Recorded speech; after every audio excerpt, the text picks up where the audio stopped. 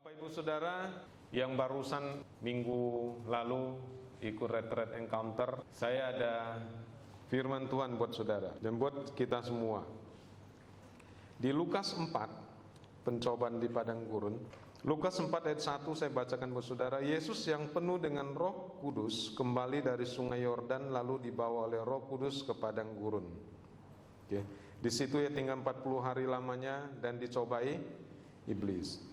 Di situ ia tidak makan apa-apa dan sesudah waktu itu ia lapar. Nah, saudara yang belum sarapan tenang aja. Ya. Yesus juga nggak makan apa-apa, walaupun lapar dia tetap bertahan. Ini nggak ada hubungan. Nggak ada hubungan. Ya. Nah, kemudian kalau saudara lihat, Yesus dicobain, betul nggak saudara? Tapi Yesus tidak jawabnya begini, saya anak Allah.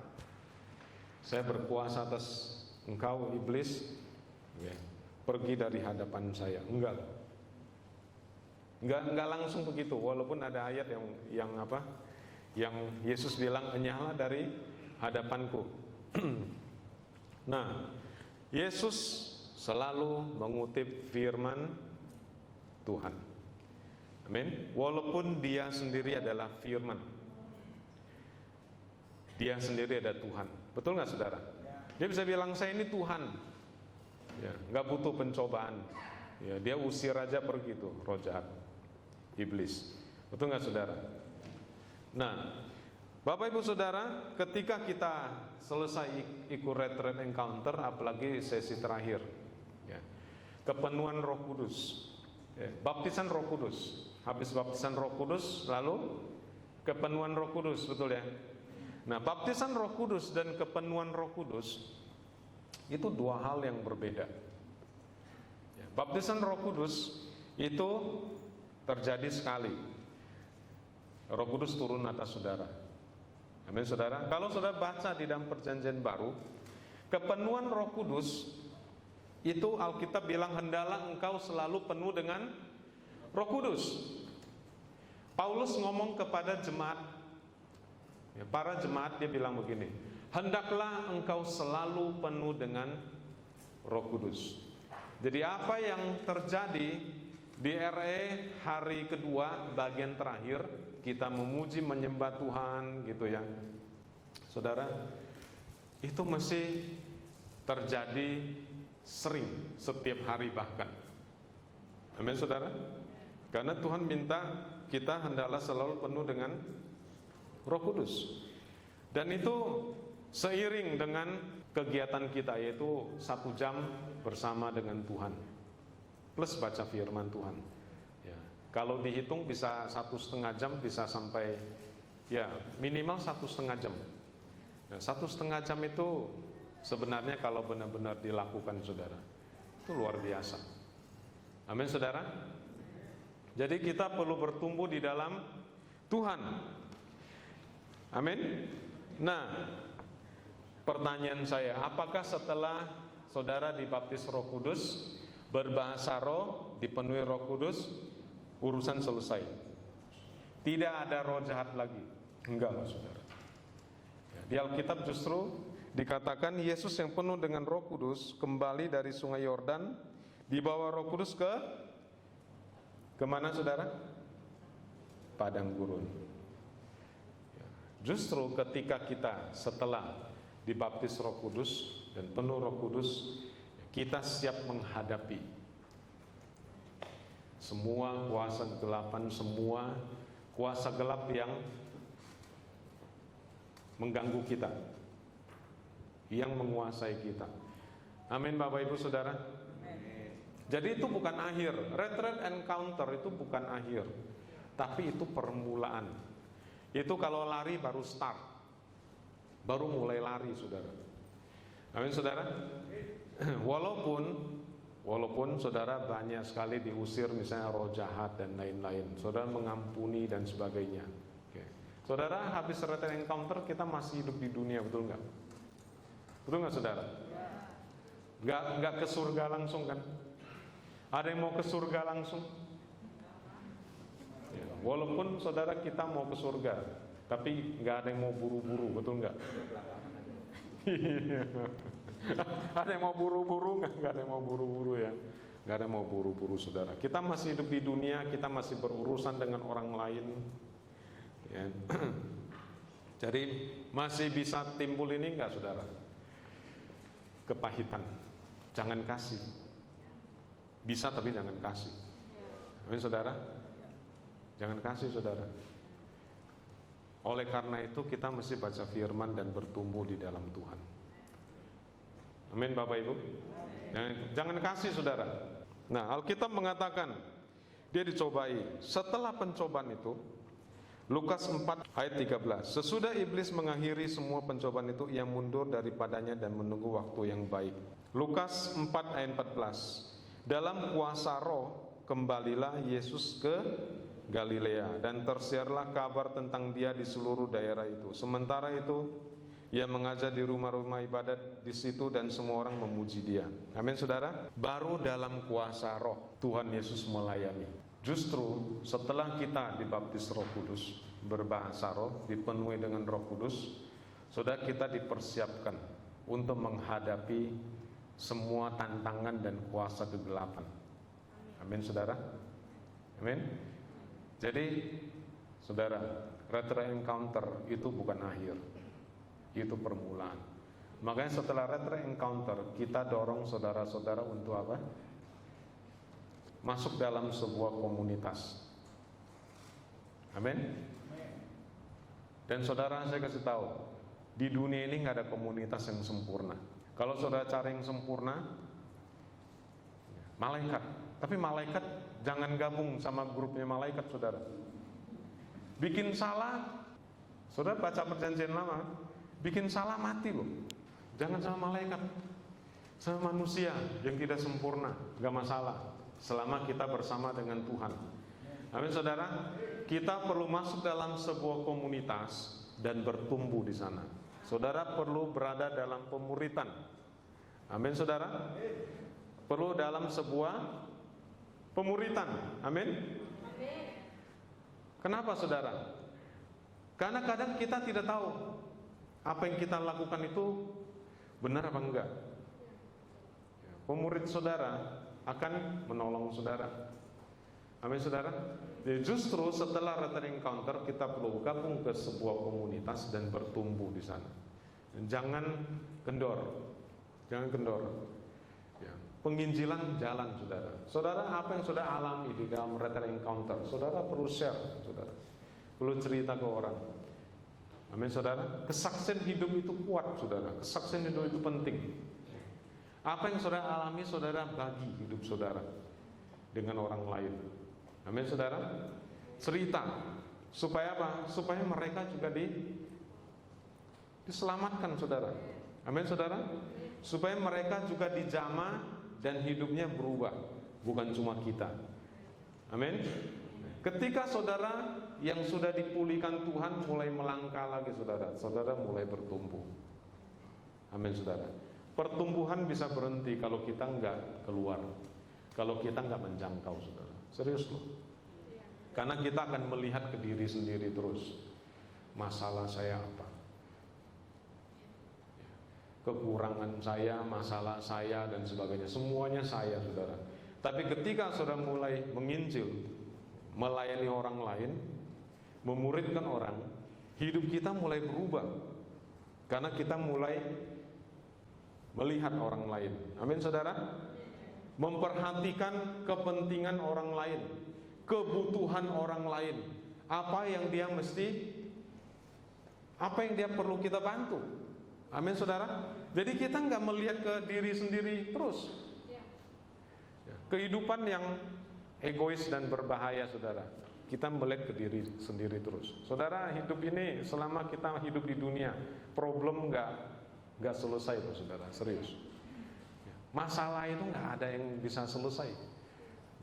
Yang Tuhan janji itu nggak begini. Di dalam kamu kan sudah ikut retreat encounter, ya kan, ngalamin Tuhan di jamaah Tuhan luar biasa dan kamu nggak akan ada masalah. Siapa bilang saudara? Yang ada adalah engkau tahu bahwa engkau tidak sendiri. Ada Tuhan, Roh Kudus di dalam saudara dan Dia akan menuntun saudara. Amin, saudara. Dia akan memimpin kita kepada seluruh kebenaran Allah. Amin, saudara. Amin. Oleh karena itu kita mesti bertumbuh. Amin. Jadi baca, ada dua sisi pertumbuhan. Ya, saat teduh, merenungkan firman Tuhan, dan yang kedua adalah menjangkau, saudara. Kalau kita berhenti menjangkau, kita berhenti loh bertumbuhnya. Serius. Ya. Kalau saudara cek sekarang, di dalam hati saudara, menurut saya cuma ada dua hal. Nah, kalau saudara cek hati saudara, jadi lihat ke dalam saudara, jangan lihat keluar. Kalau lihat keluar ada gemuruh, ya mau hujan.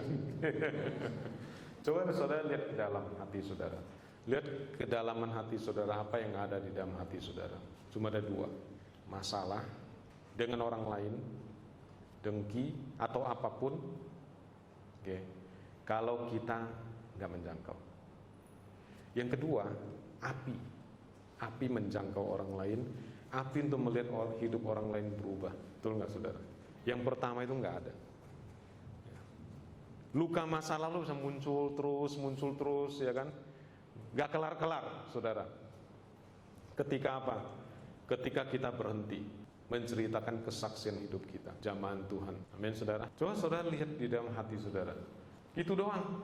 Kalau kita berhenti menjangkau, kita berhenti bersaksi, menceritakan kesaksian hidup kita, kita akan cenderung melihat masalah yang ada di dalam hidup kita. Masa lalu kita, ingat lagi nanti, ya kan? Pahit lagi dengan si A, si B. Masalah dengan si A, si B. Gak kelar-kelar loh, saudara, serius. Saudara, amanat agung Tuhan kasih. Supaya apa? Supaya hidup kita bertumbuh dan berbuah. Ketika orang melakukan amanat agung, saudara, tanda ajaib, kuasa Tuhan mengikuti hidupnya. Mengefek hidup pribadinya enggak? Pasti. Loh, kuasa dan kasih Tuhan mengalir lewat hidup saudara. Saudara pasti rasa sesuatu yang berbeda. Itu kehidupan supranatural, saudara. Tapi kalau kita berhenti, saudara, masalah muncul loh. Entah kenapa, entah gimana dia muncul aja. Amin, saudara. Fokus kita berubah. Bukan Kristus, diri sendiri. Amin, saudara. Amin. Saudara, jangan cuma hidup buat diri sendiri. Nanti masalah muncul terus, saudara. Amin, saudara. Yesus setelah dipenuhi dengan Roh Kudus, dibaptis Roh Kudus, apa yang dia lakukan? Dia pergi dengan kuasa Roh, dia melayani. Amin, saudara. Kerja mesti jalan terus, tidak ada masalah. Tapi kita perlu terus melayani orang lain. Saya baru bertobat, belum ngerti apa-apa. Gimana mau melayani orang lain? Siapa bilang? Saudara satu langkah lebih maju daripada orang yang belum bertobat. Saudara ngalamin Tuhan. Amin, saudara. Nah, yang lain itu belum ngalamin Tuhan, itu satu langkah lebih maju. Itu modal saudara. Amin, saudara. Dan detik saudara lahir baru, saudara bisa dengar suara Tuhan. Tanya dong, Tuhan, apa yang terjadi?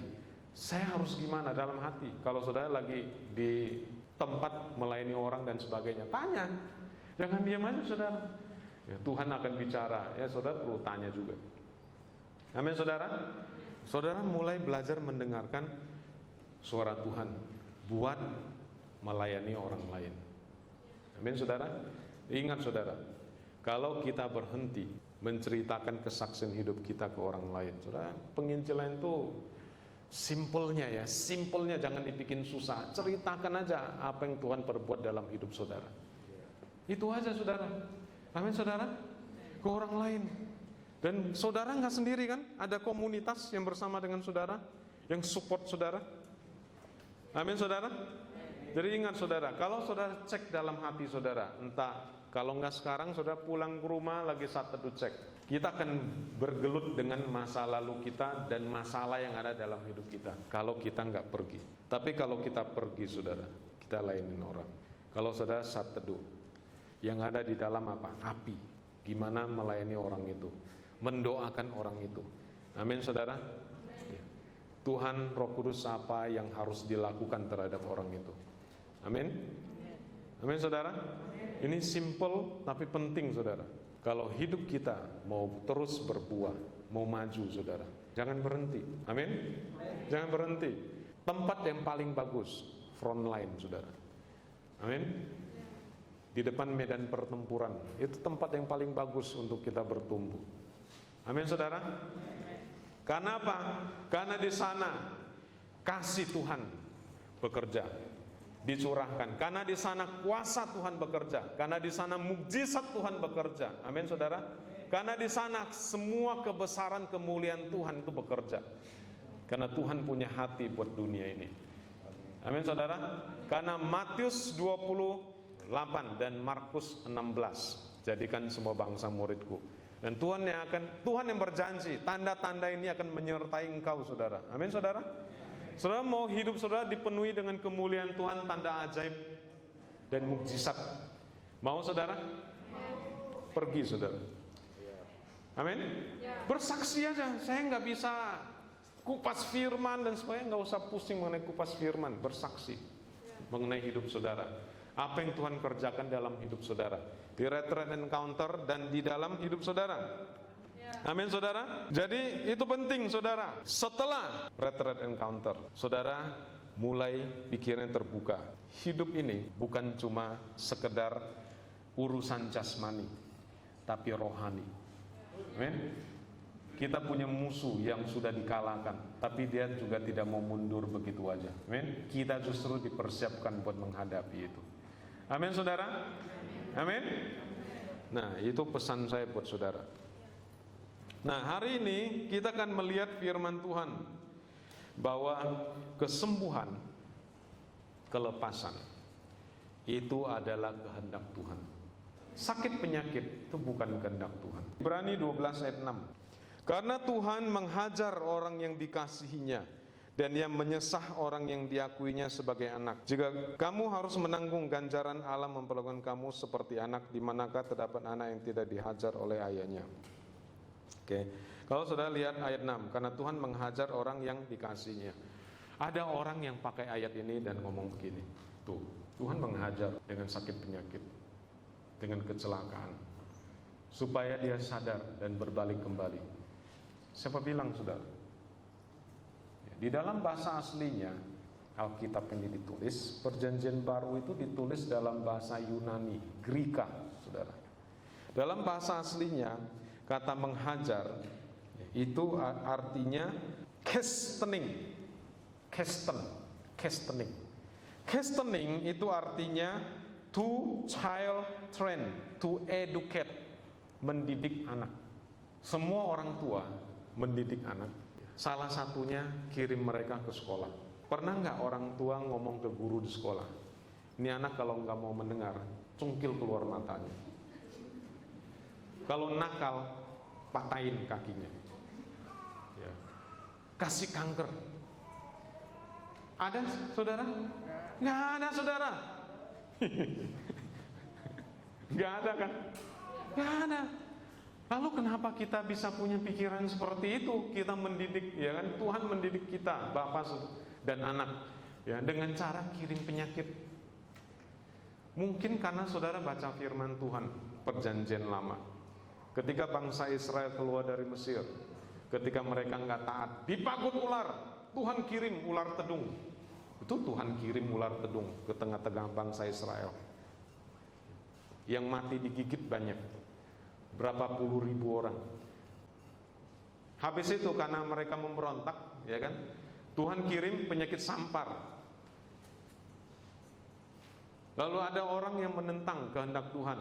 Bumi terbuka. Waduh. Ya kan? Berapa keluarga ditelan hidup-hidup ke dalam bumi, tutup lagi, mati semua. Bapak Ibu Saudara, itu Perjanjian Lama. Kita tidak hidup dalam Perjanjian Lama. Kita hidup dalam Perjanjian Baru. Amin saudara.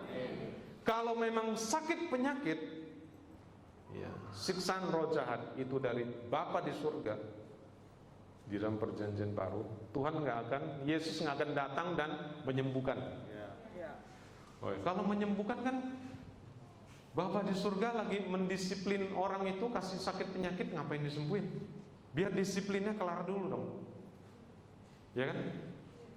Betul nggak saudara? Logikanya nggak masuk.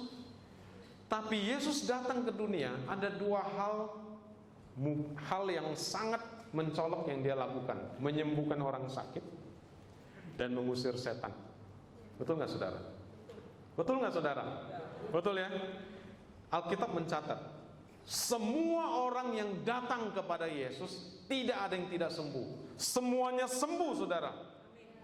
Amin. Saudara nggak akan ketemu di Alkitab Perjanjian Baru Yesus tiba-tiba begini, oh kamu lagi didisiplin, nggak jadi doain, jalanin dulu masa pendisiplinanmu.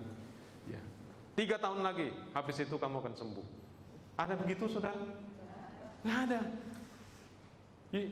Murid-muridnya pernah tanya kepada dia mengenai orang yang lahir buta. Murid-murid nanya, guru, ini orang buta lahir, salah orang tuanya apa salah dia? Tahu nggak jawaban Yesus apa? Kalau Perjanjian Lama jelas loh. Saudara baca firman Tuhan kan, Perjanjian Lama, Perjanjian Baru yang dari gereja jadwal. Ada raja yang bagus banget, terakhir-terakhirnya dia menyimpang. Tuhan kasih kusta, dia diasingkan dan mati dalam keadaan kusta.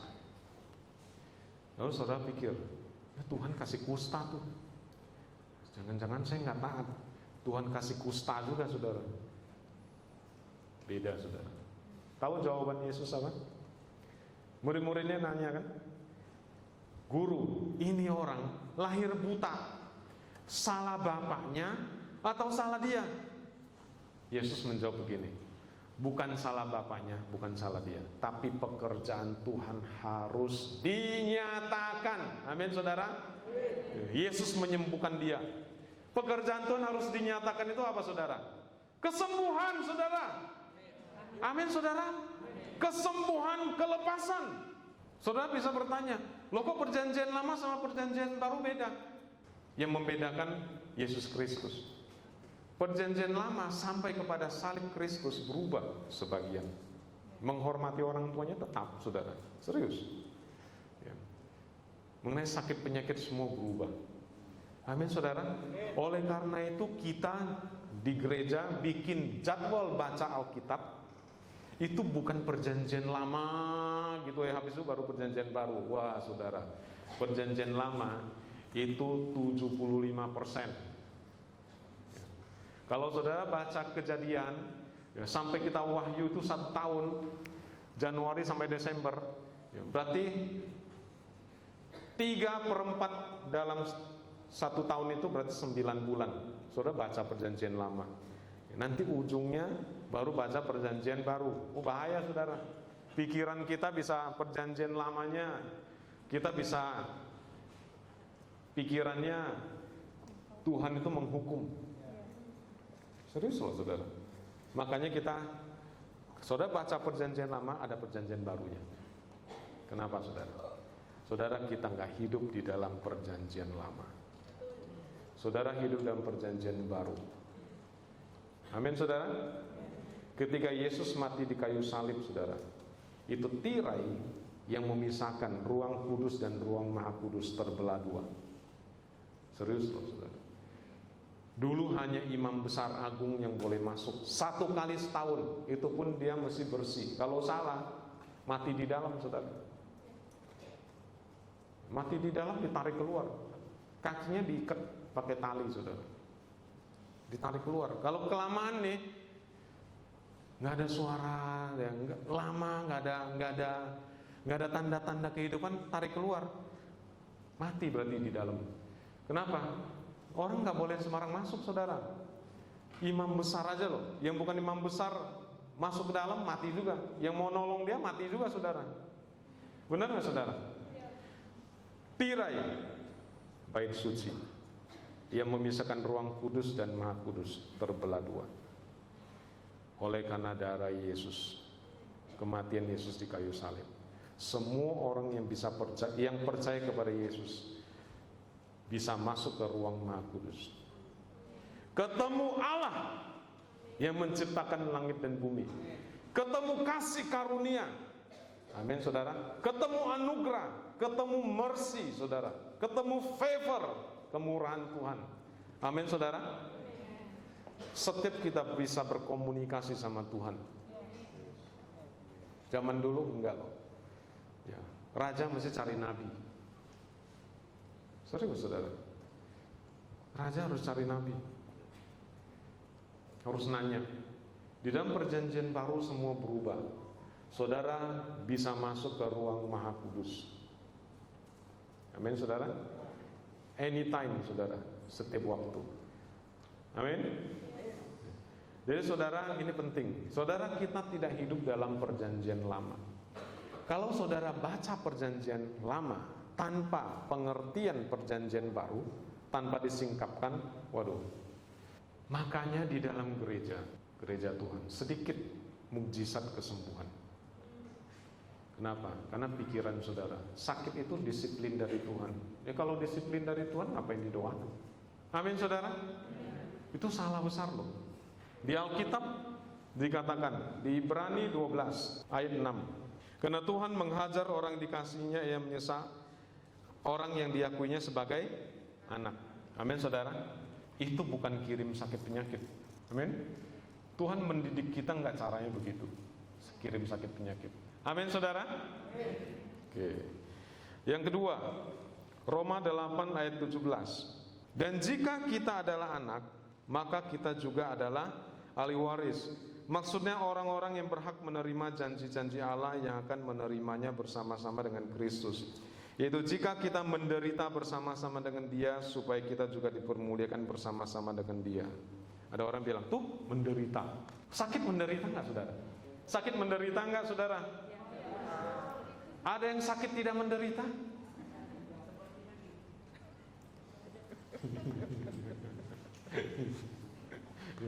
Happy soalnya sakit. Kalau sakit nggak menderita, saudara, ya nggak usah disembuhin, saudara. Amin, saudara. Sakit itu menderita.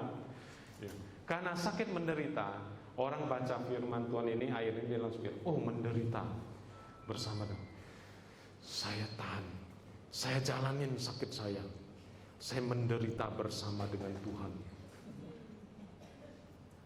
Itu tipu muslim iblis yang kedua. Makanya didoain gak sembuh. Kenapa? Rela menderita bersama Tuhan, mulia. Didoain gak sembuh-sembuh, gak ada iman. Ya, Petrus ketika masuk ke bait Allah, dia lihat orang itu punya iman. Ya, dia suruh berdiri, betul gak, saudara? Saudara, pastikan, saudara, pengertian kita benar. Kalau mau mukjizat kesembuhan terjadi, kita harus tahu pasti bahwa kesembuhan itu adalah hak orang percaya. Tuhan tidak pernah kirim sakit penyakit. Karena dunia yang hidup, yang jatuh dalam dosa, sakit penyakit ada. Amin, saudara. Ini penting loh. Kalau enggak, saudara baca Efesus 1 dan Efesus 3, apal malah, tetap nggak terjadi sesuatu yang signifikan. Kenapa? Orang sembuh sedikit, orang dilepaskan sedikit. Kenapa? Pikiran kita masih begini, penyakit itu dari Tuhan. Ya. Apalagi saudara baca 2 ayat tadi, wah, ini lagi dihajar. Ya. Sebagai anak, kita harus terima hajaran. Terima aja, tabah, hadapin. Itu tabah-tabah yang salah, saudara. Amin, saudara. Roma 8 ayat 17. Kalau kita menderita bersama-sama dengan Dia. Nah, kembali, saudara. Saudara pernah lihat Yesus menderita karena sakit? Jangan cerita di kayu salib ya. Di kayu salib itu Tuhan lagi tanggung semua dosa, semua penyakit, semua kelemahan, semua yang ada di dunia. Lagi penebusan. Ya, sebelum di kayu salib. Ya, selama Dia hidup di dalam firman Tuhan, pernah nggak lihat Yesus sakit? Menderita karena sakit. Yang ada Dia berhadapan dengan ahli Taurat, orang Farisi, betul nggak? Tapi itu pun dia nggak bilang itu menderita. Amin saudara. Jadi gimana caranya kita menderita bersama Yesus dengan sakit penyakit? Yesus nggak pernah menderita karena sakit penyakit kok. Amin saudara. Saudara, kalau kita nggak keluarkan pola pikir yang salah, kita baca firman Tuhan akan menggunakan pola pikir yang lama. Mukjizat kenapa sedikit sekali? Tanda ajaib kenapa sedikit? Pola pikir kita keliru saudara. Amin saudara. Saya berdoa saudara bisa melihat kebenaran ini dan memutuskan. Saudara tidak akan menerima pernyataan bahwa sakit penyakit, gangguan roh jahat dari Tuhan. Amin saudara. Saudara jangan ambil perjanjian lama. Itu Saul tuh nggak taat. Ya, roh jahat hinggap sama dia dari Tuhan, bukan dari Tuhan saudara. Amin. Ini bukan dari Tuhan. Ya, roh jahat bisa mengganggu hidup orang percaya, betul, tapi bukan dari Tuhan. Usir. Amin saudara. Kalau diganggu usir saudara. Amin. Amin saudara. Jadi Roma 8 ayat 17, menderita bersama-sama dengan Yesus Kristus itu bukan menderita sakit penyakit. Kalau saudara khotbahkan mengenai, beritakan Injil ya, mengenai kesembuhan, kelepasan, ya, bisa aja saudara dianiaya sama orang Kristen tanda kutip yang lain yang gak percaya kesembuhan. Serius loh saudara. Amin saudara. Yesus dianiaya oleh ahli Taurat orang Farisi, walaupun Yesus nggak bilang dia dianiaya. Ya. Paulus sama kan? Nah kalau Paulus bilang dia dianiaya oleh orang Yahudi, ahli Taurat dan orang Farisi, betul nggak saudara? Betul ya saudara ya? Amin saudara. Jelas? Jelas ya? Jadi jangan pernah terima. Nah, kesembuhan itu adalah kehendak Allah, sakit penyakit bukan kehendak Tuhan. Kelepasan adalah kehendak Allah, ikatan ya, bukan kehendak Tuhan. Amin saudara. Kita mesti menolak membiarkan musuh mencoba menabur benih yang enggak benar dalam hidup kita. Saya ada cerita mengenai pola pikir saudara. Saya cerita sedikit. Saudara, pola pikir, saya ambil contoh. Saya ketika saya pulang ke rumah, selalu belok ke kanan, lewat pos satpam ke kanan. Selama setahun.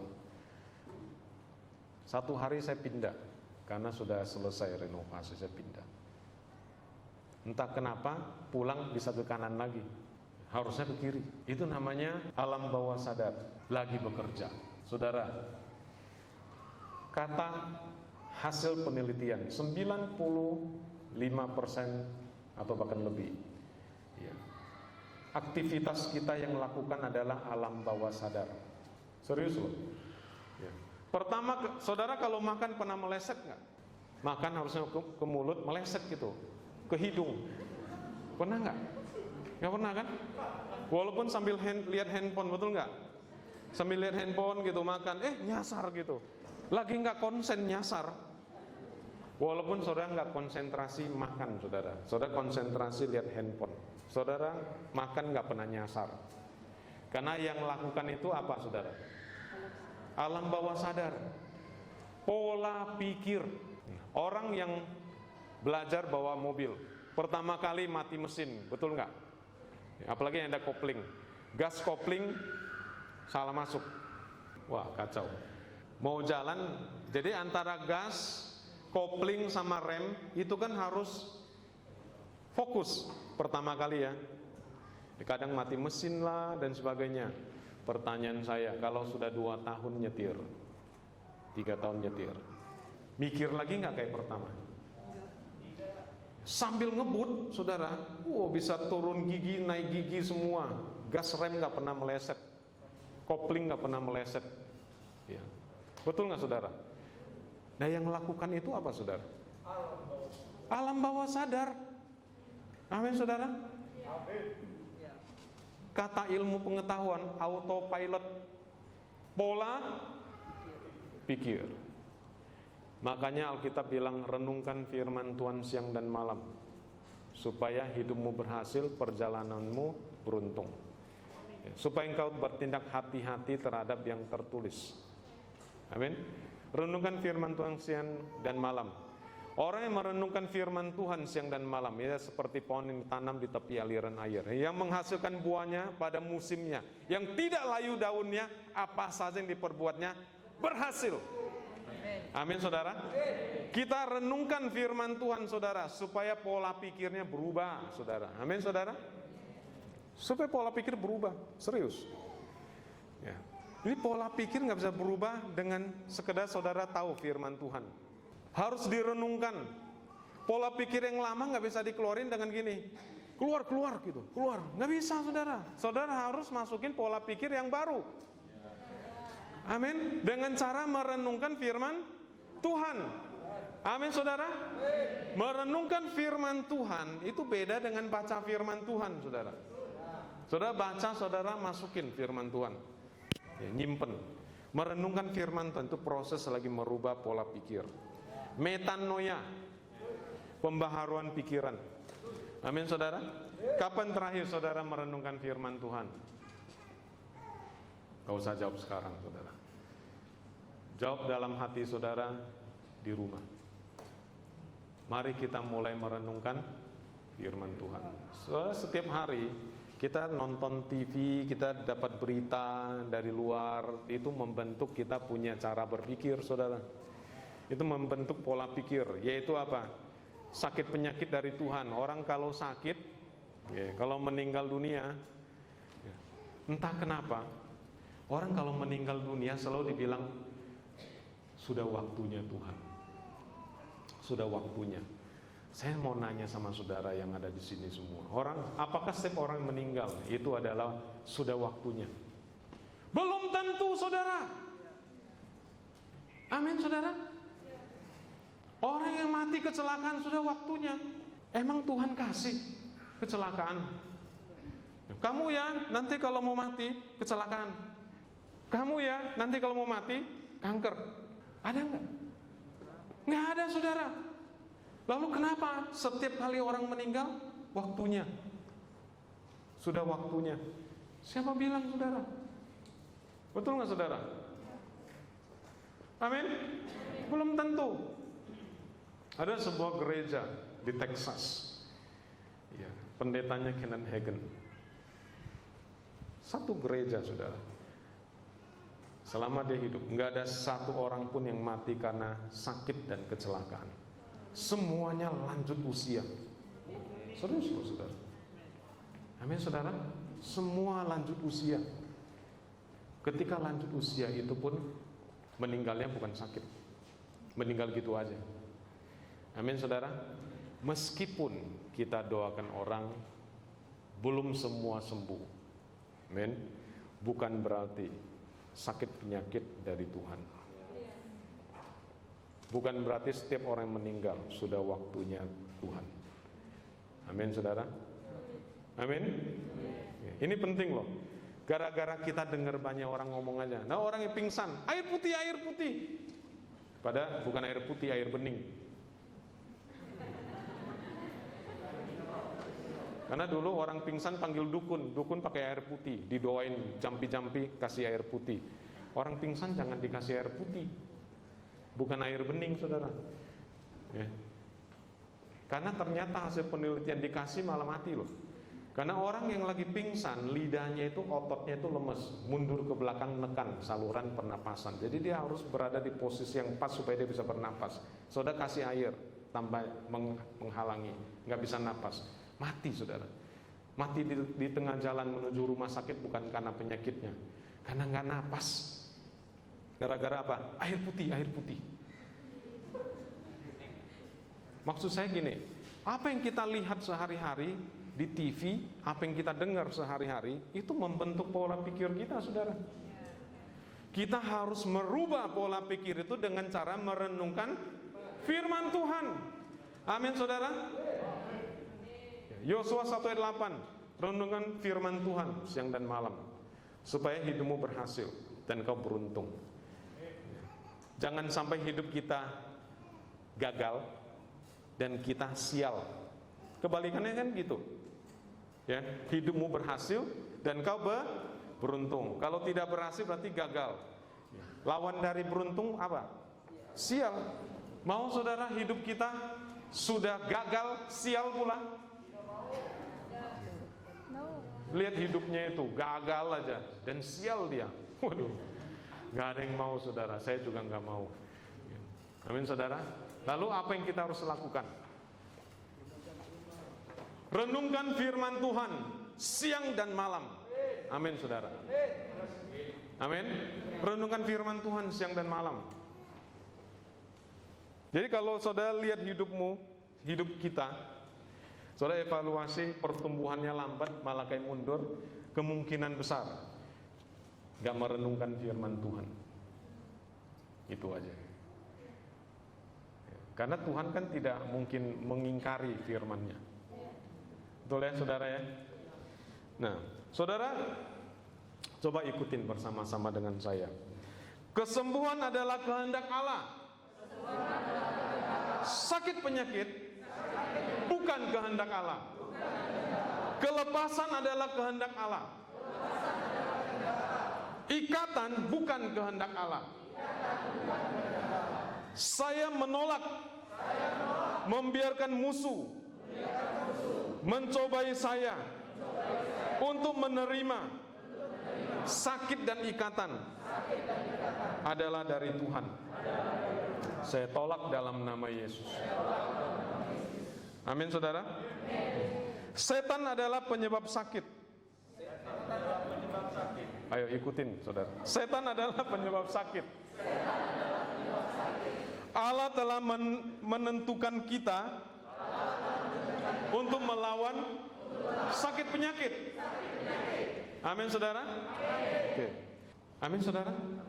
Kuasa itu jauh lebih tinggi. Bukan lebih tinggi loh, jauh lebih tinggi.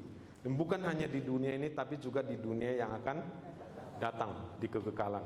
Saya tanya saudara, orang bilang gini, hidup dan mati di tangan Tuhan. Itu betul. Memang hidup dan mati di tangan Tuhan, tapi sudah dikasih ke orang percaya. Kuasa dan otoritas itu. Amin saudara. Serius ya? Paulus pernah ngomong, saya nggak tahu apa yang harus saya lakukan, tetap tinggal atau pergi. Lebih baik tinggal, pergi sih. Tapi saya memilih tinggal, karena apa? Supaya bisa membangun saudara, dia bilang. Amin saudara. Amin. Memang hidup dan mati di tangan Tuhan, tapi kuasa itu sudah Tuhan kasih ke saudara. Amin saudara. Makanya orang yang harusnya mati karena penyakit, saudara doain sembuh nggak jadi mati saudara. Salah satu contohnya. Kalau nggak mati dia. Benar nggak saudara? Itu cuma salah satu contoh. Saudara renungkan lagi di rumah firman Tuhan Efesus 1:17-23. Amin saudara.